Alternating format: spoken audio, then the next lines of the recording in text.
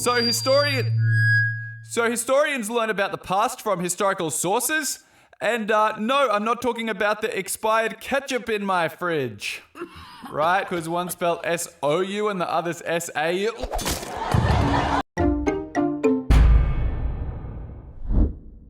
Hello, today we're going to learn about historical sources. A historical source is something that gives us information about a time in history. And typically they're divided into two categories, and that's primary sources and secondary sources.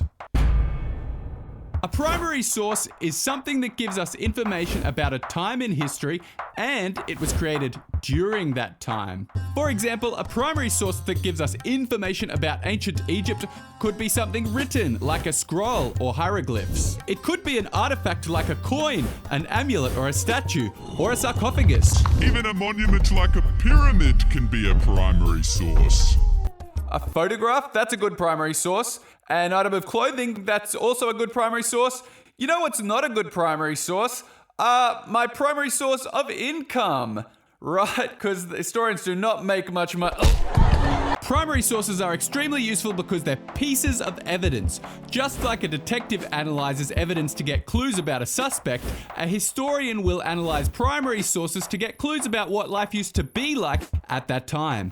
Take this primary source, for example. It's an ancient Egyptian board game called Senet, and it was found in the tomb of King Tutankhamun, who ruled ancient Egypt in the 14th century BCE.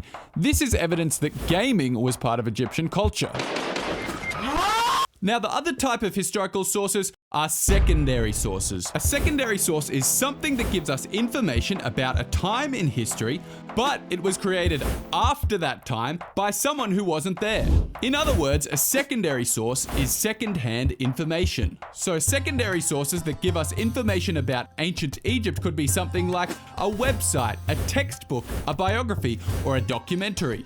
So a secondary source is created by someone who wasn't there at the time. I guess that means my dad could create a secondary source about my childhood, right? Because he wasn't there. Wait, is that a catapult? Anyway, secondary sources can contain really useful information if they're created by experts like historians, archaeologists, or scientists. For example, King Tutankhamun's Encyclopedia Britannica page is a secondary source that was written 3,000 years after his death, but it was written by a team of historians. The information we get from it is very useful because they've basically written down all the important details of Tutankhamun's life. Unfortunately though, not all secondary sources are made by experts. For example, there's that show on the History Channel about aliens building the pyramids.